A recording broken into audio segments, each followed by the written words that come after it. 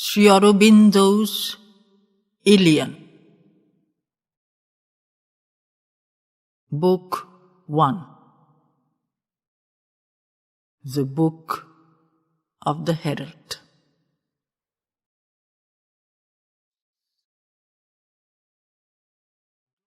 Envoy, answered the Laomedontian, voice of Achilles, vain is the offer of peace that sets out with a threat for its prelude.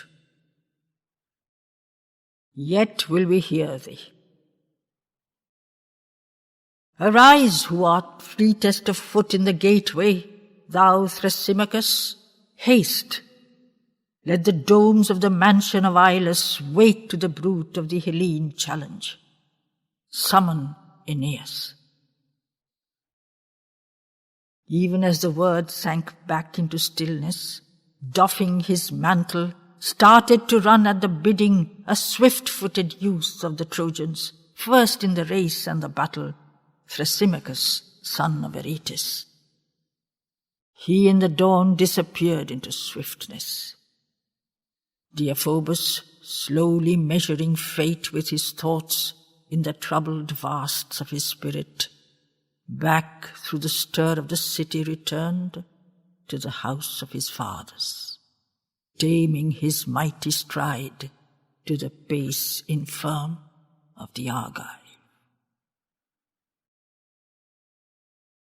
But with a god in his feet, Thrasymachus, rapidly running, came to the halls in the youth of the wonderful city by Ilus, built for the joy of the eye. For he rested from war and triumphant, reigned adored by the prostrate nations.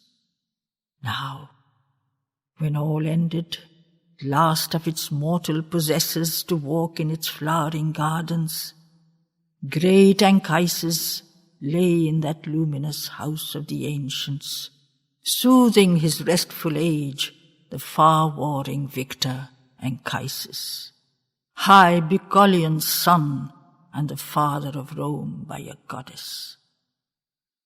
Lonely and vagrant once in his boyhood divine upon Ida, white Aphrodite ensnared him, and she loosed her ambrosial girdle, seeking a mortal's love.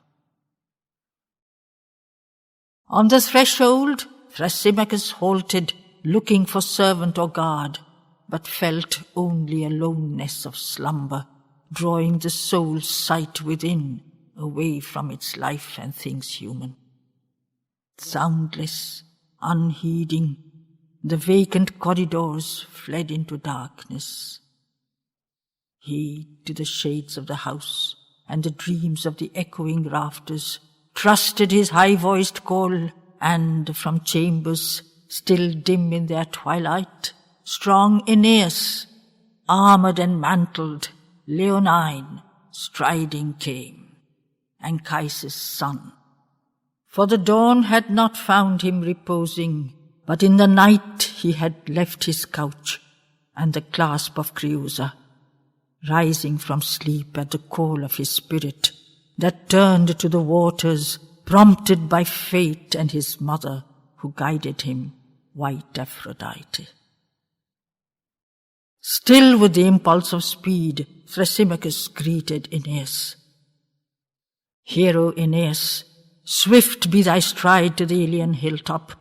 Dardanid, haste, for the gods are at work. They have risen with the morning, each from his starry couch, and they labour. Doom, we can see it, glows on their anvils of destiny. Clang we can hear of their hammers. Something they forge there, sitting unknown in the silence eternal. Whether of evil or good, it is they who shall choose who are masters.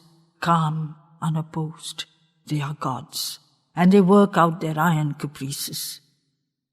Troy is their stage, and Argos their background. We are their puppets. Always our voices are prompted to speech for an end that we know not. Always we think that we drive, but are driven. Action and impulse, yearning and thought are their engines. Our will is their shadow and helper. Now too, deeming he comes with a purpose framed by a mortal, shaft of their will they have shot from the bow of the Grecian leaguer, lashing themselves at his steeds, Talthybius, sent by Achilles. Busy the gods are always, Thrasymachus, son of Aretus, weaving fate on their looms, and yesterday, now, and tomorrow are but the stands they have made with space and time for their timber. Frame but the dance of their shuttle.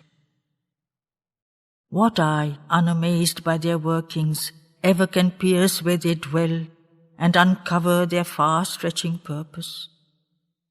Silent they toil. They are hid in the clouds. They are wrapped with the midnight.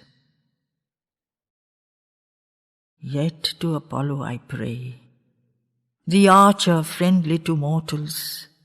Yet to the rider on fate I abase myself, wielder of thunder, evil and doom to avert from my fatherland.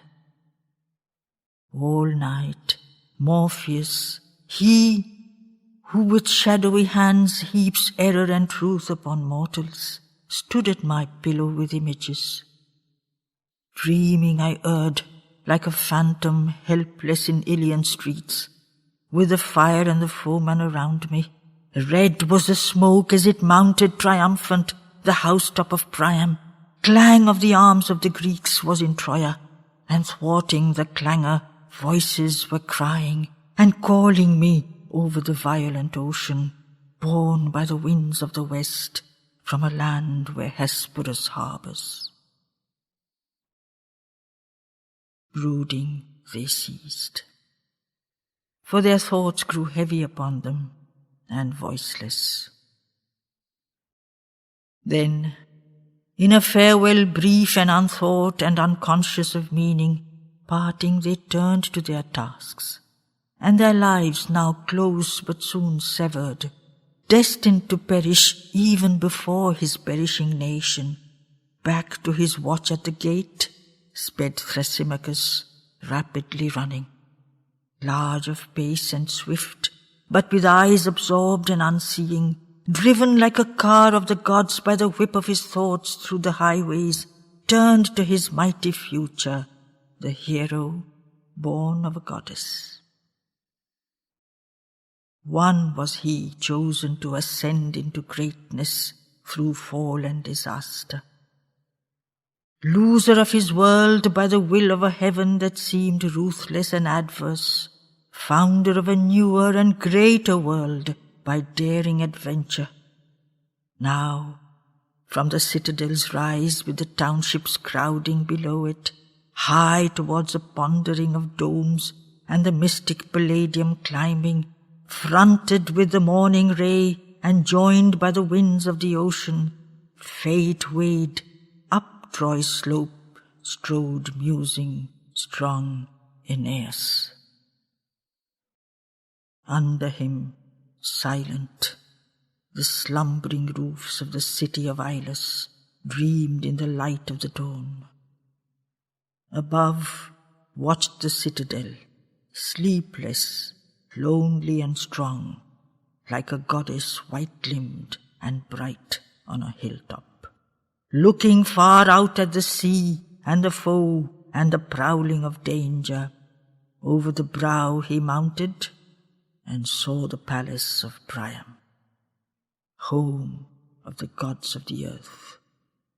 Laomedon's marvelous vision, held in the thought that accustomed his will to unearthly achievement, and in the blaze of his spirit, compelling heaven with its greatness, dreamed by the harp of Apollo, a melody caught into marble. Out of his mind it arose like an epic, canto by canto. Each of its halls was a strophe, its chambers lines of an epode, victor chant of Ilion's destiny. Absent he entered, voiceless with thought, the brilliant Megaron crowded with paintings, paved with the splendor of marble, and saw Deiphobus seated, son of the ancient house, by the opulent hearth of his fathers. And at his side, like a shadow, the grey and ominous Argive. Happy of light like a lustrous star when it welcomes the morning, brilliant, beautiful, glamoured with gold and a fillet of gem fire, Paris, plucked from the song and the lyre by the Grecian challenge, came with the joy in his face and his eyes that fate could not alter.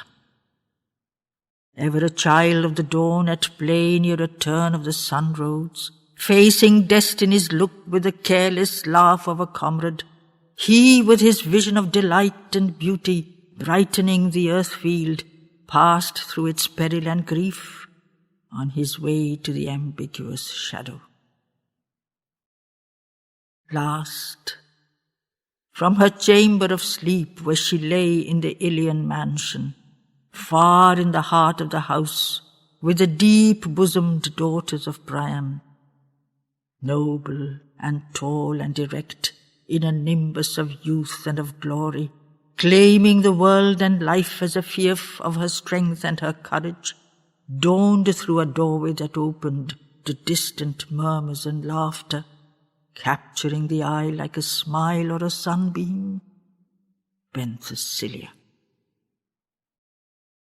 She from the threshold cried to the herald, crossing the marble, regal and fleet, with her voice that was mighty and dire in its sweetness.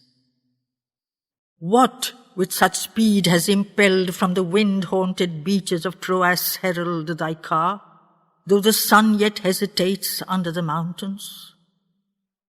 Comest thou humbler to Troy, Talthybius, now, than thou camest once, when the streams of my east sang low to my ear, not this ocean loud, and I roamed in my mountains uncalled by the voice of Apollo?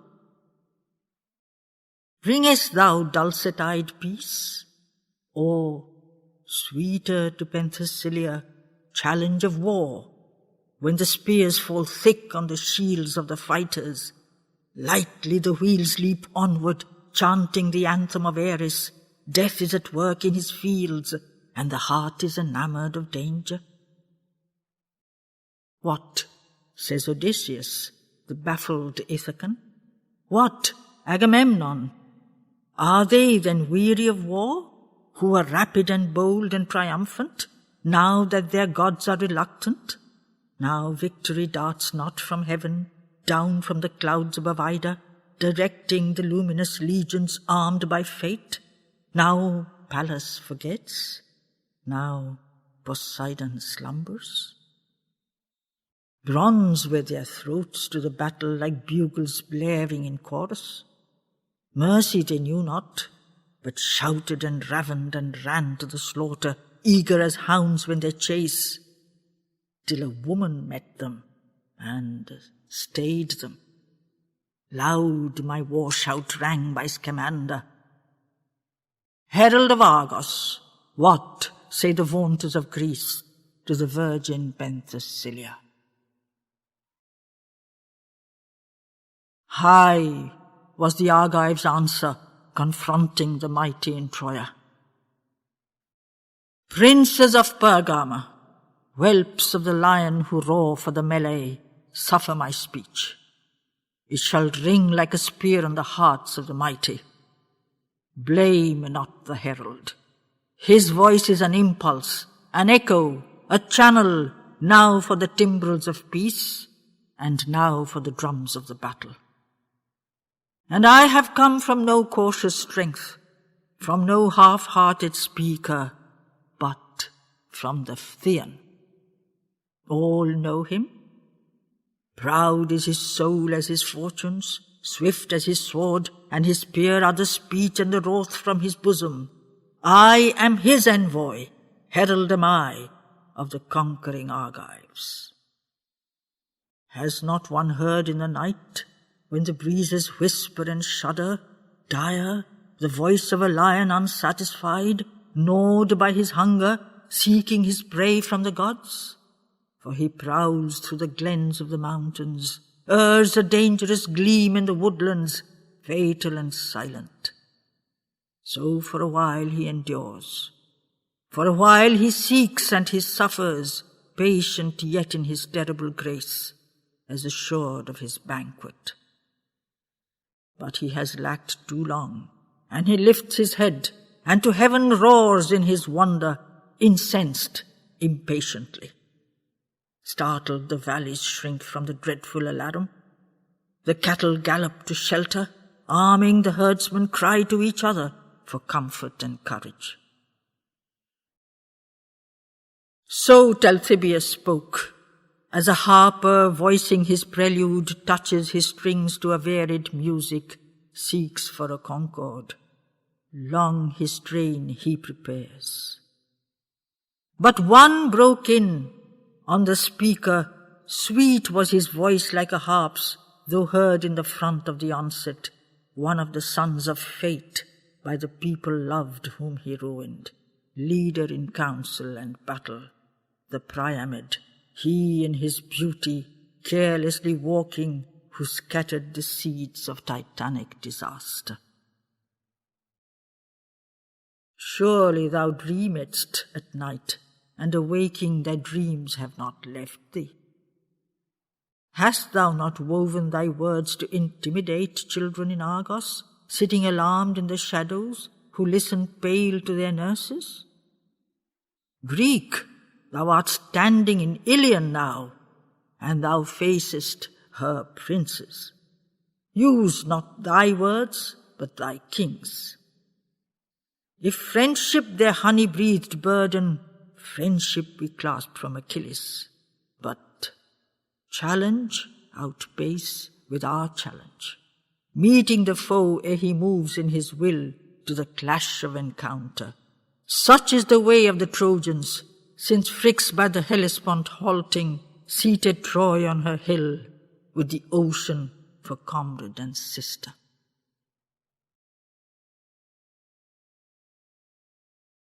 Shaking in wrath his filleted head, Talthybius answered, Princes, ye speak their words who drive you. Thus said Achilles, Rise, Talthybius, meet in her spaces the car of the morning, challenge her courses divine as they bound through the plains of the Troad. Hasten, let not the day wear gold ere thou stand in her ramparts. Herald, charged with my will to a haughty and obstinate nation, speak in the palace of Priam the word of the Phthian Achilles. Freely, and not as his vassal who leads, Agamemnon the Argive, but as a ruler in Hellas, I send thee, king of my nations. Long I have walked apart from the melee of gods in the Troad. Long has my listless spear leaned back on the peace of my tent side, deaf to the talk of the trumpets, the whine of the chariots, speeding, sole with my heart I have lived, unheeding the Hellene murmur, chid when it roared for the hunt, the lion pack of the war god.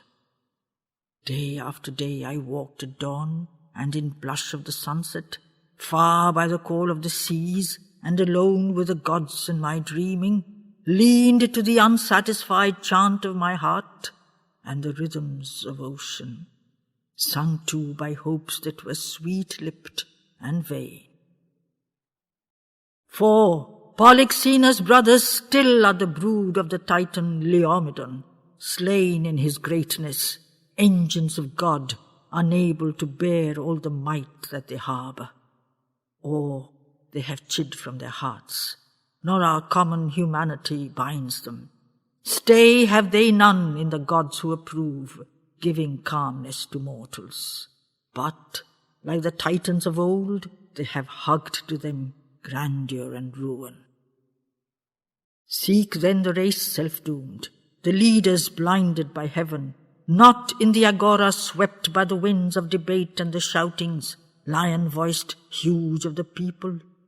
In Troya's high-crested mansion speak out my word to the hero Deiphobus, head of the melee, Paris the racer of doom, and the stubborn strength of Aeneas. Herald of Greece, when thy feet shall be pressed on the gold and the marble, rise in the Ilion Megaron, curb not the cry of the challenge. Thus shalt thou say to them, striking the ground with the staff of defiance, fronting the tempests of war, the insensate, the gamblers with downfall. Princes of Troy, I have sat in your halls, I have slept in your chambers, not in the battle alone, as a warrior glad of his foeman, glad of the strength that mates with his own. In peace we encountered. Marvelling I sat in the halls of my enemies, close to the bosom scarred by the dints of my sword, and the eyes I had seen through the battle. Ate, rejoicing, the food of the East at the tables of Priam, served by the delicatest hands in the world, by Hecuba's daughter.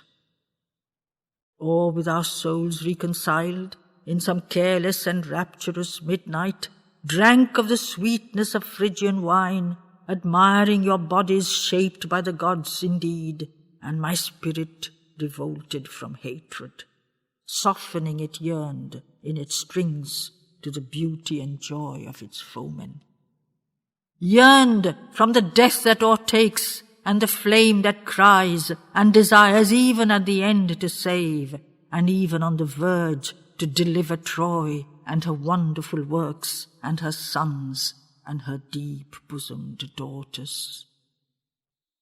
Warned by the gods who reveal to the heart what the mind cannot hearken, deaf with its thoughts, I offered you friendship.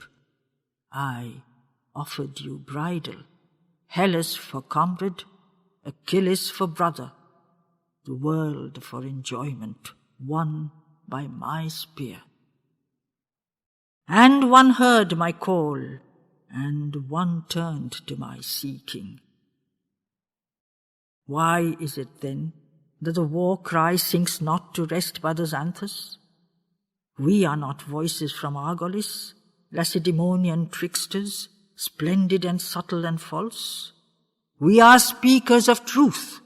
We are Hellenes, men of the Northland, faithful in friendship and noble in anger, strong like our fathers of old. But you answered my truth with evasion, hoping to seize what I will not yield, and you fluttered your people. Long have I waited for wisdom to dawn on your violent natures. Lonely I paced o'er the sands by the thousand-throated waters, praying to Pallas the wise for the doom to swerve from your mansions.